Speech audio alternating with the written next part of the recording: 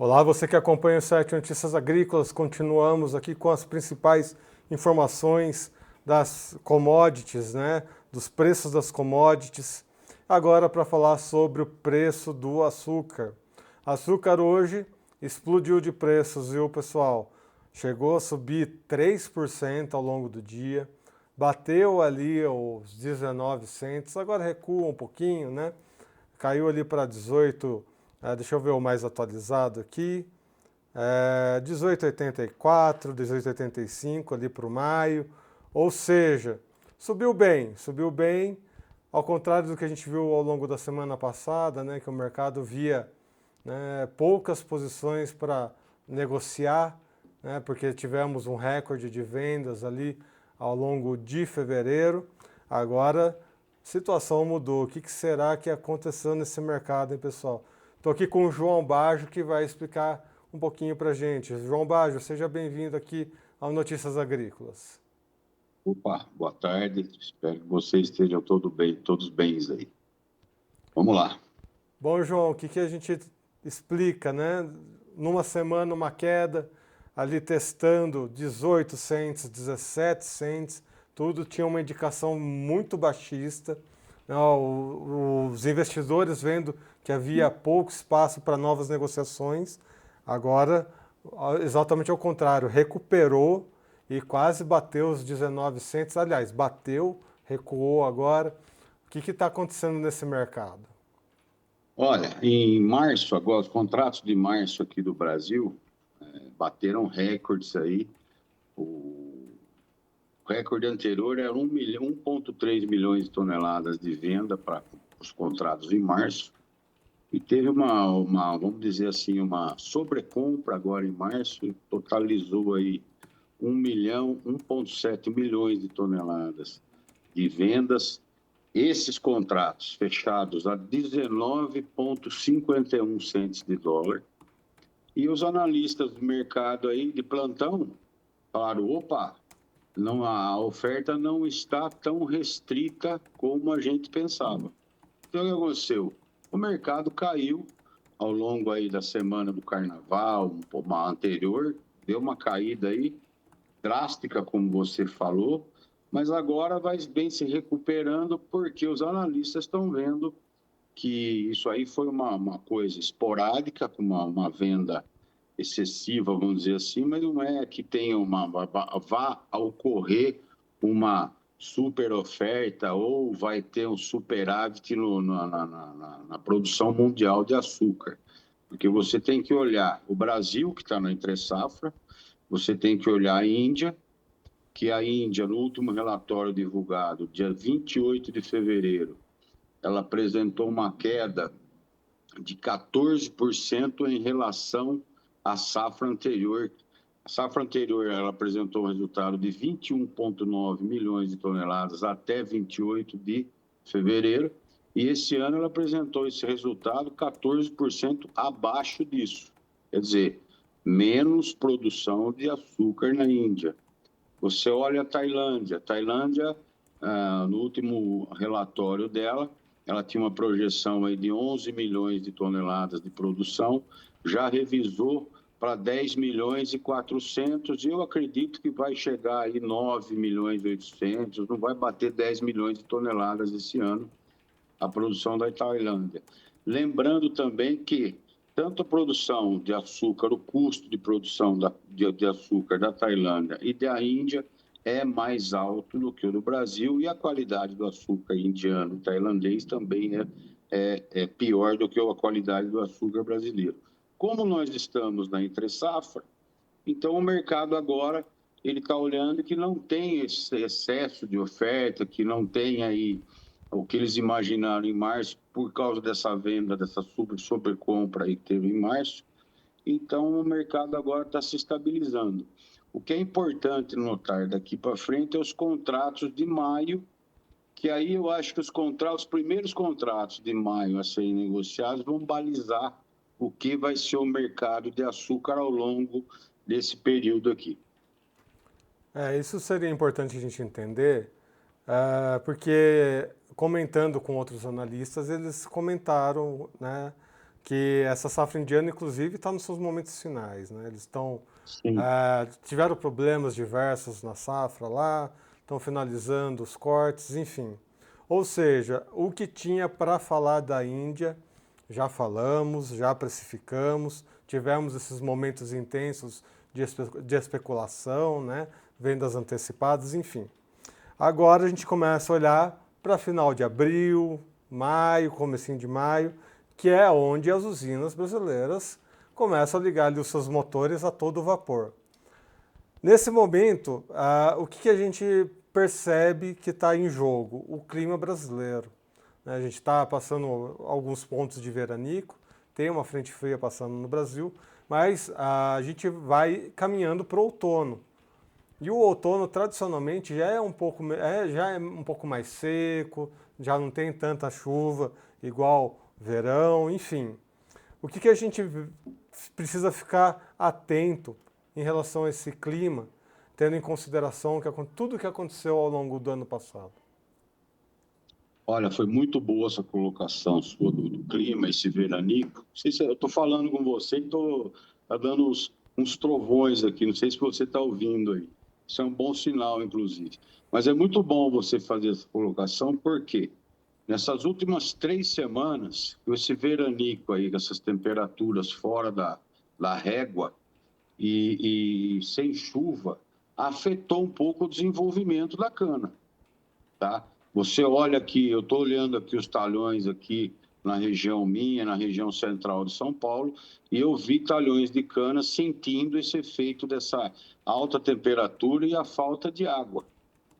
Então agora, tomara que chova agora para dar uma amenizada nisso. Outro detalhe importante que vai dar consistência nos preços também é que a safra brasileira ela vai atrasar um pouquinho. Normalmente começa em março, talvez ela comece aí na segunda quinzena para fim de março, então vamos atrasar o início da moagem. E também, tradicionalmente, quando as usinas começam as moagens, geralmente é destinado à produção de etanol, porque no começo de safra os ATR são mais baixos, então compensa fazer mais etanol do que açúcar. E isso, com certeza, vai balizar aí o mercado. Mas a gente tem que ficar muito atento ao que vai impactar esse clima na produção de cana por hectare, que deu uma afetada nessas 3 semanas aí que a cana sentiu, e é uma época que ela está fechando o ciclo de maturação dela, então isso aí a gente vai mensurar mais para frente se vai ter perdas ou não. Bom, outra questão que a gente precisa avaliar é essa questão da importação, de zerar a tarifa de importação nesse momento. Desnecessário, por assim dizer? Olha, na minha opinião, o governo zerou aí, abaixou a alíquota vamos falar do açúcar especificamente. Ele abaixou a tarifa, que era de 14%, ele abaixou. Mas, se você analisar, qual o maior produtor mundial de açúcar? É o Brasil. Então, vai importar açúcar de quem? Da Tailândia? Vai importar açúcar da beterraba da Europa? Ou da Índia, que é um açúcar mais caro? Então, eu acho que é uma medida inócua, sem contar que o governo não olhou, porque apesar das últimas entrevistas que eu dei para você, a gente sempre falou que o mercado estava subindo.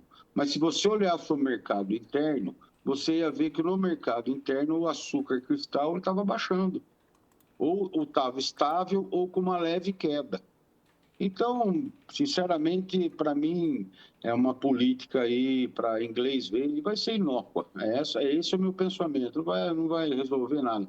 Ele abaixou, por exemplo, açúcar 14%, café 9%, carnes 10,8%, 14%, quer dizer... E outro detalhe, a hora que você fecha um contrato de exportação, o açúcar não vai chegar aqui amanhã. Ele vai chegar aqui daqui um mês, 40 dias, caso você ache um açúcar lá que compensa ser mais barato do que o brasileiro.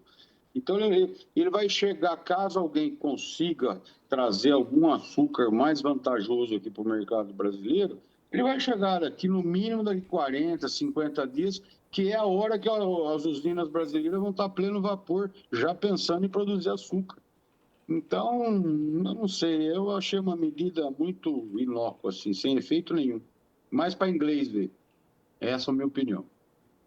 Para os outros produtos zerados, o que a gente tem escutado aqui no Notícias Agrícolas, são coisas muito semelhantes aí, viu, seu João? É muita Sim, conversa para pouca efetividade para um país que exato. produz tanta coisa. Dito Exato. isso, vem uma outra questão que eu quero saber a sua opinião. RenovaBio. RenovaBio sendo discutido também numa entre-safra, num primeiro momento com pouca efetividade, mas a expectativa é que tenha cada vez mais a participação, né, dos produtores, seja mais transparente, tenha uma repartição de lucros entre todos e aqueles que não cumprirem as metas também, né, a mão vai pesar. Nesse momento, o que a gente consegue falar de um RenovaBio 2025? Olha, a Nova Bio, é uma coisa nova, precisa ser ajustada, um mercado ajustado, precisa ver a quantidade de biodiesel que vai ser misturado no diesel, se isso é vantajoso, se não é vantajoso, quais as vantagens e as desvantagens que isso pode ter. Tem que ser discutido isso. Vamos dizer assim, o que a indústria automobilística também fala disso? Eu sou a favor de tudo que é produto gerado que é um biocombustível, para mim, eu sou sempre favorável, mas tem que ser regulamentado esse mercado, os atores do negócio têm que cumprir o que falam que vão cumprir, coisa que não estão cumprindo. Outro detalhe também, tem muita, na cadeia produtiva, aí está tendo, na distribuição, está tendo muita adulteração do biodiesel, isso não pode acontecer. E acontecendo isso aí vai gerar desconfiança em relação ao biodiesel. Enfim, a cadeia tem que ser remunerada de acordo com a rentabilidade, toda a cadeia.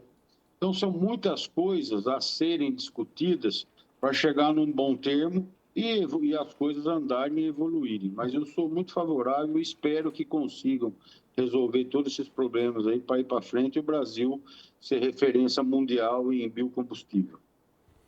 Muito bem. João Baggio, muito obrigado pelas suas informações. Seja sempre bem-vindo aqui ao Notícias Agrícolas. Eu agradeço, fico à disposição. Grande abraço. Bom, pessoal, boa tarde.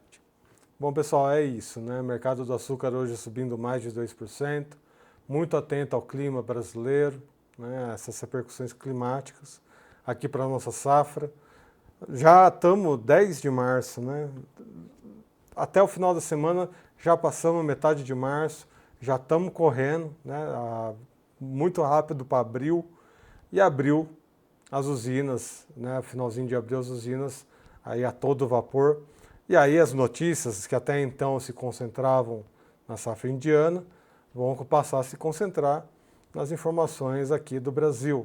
Então vamos ficar muito atento, né, ao que vai acontecer para o clima para os próximos dias, muito atento a como ficam as recuperações, dos canaviais aqui do Brasil ao longo dos próximos dias. Lembrando, pessoal, que estamos ao vivo desde as 8 horas da manhã com Bom Dia Agronegócio.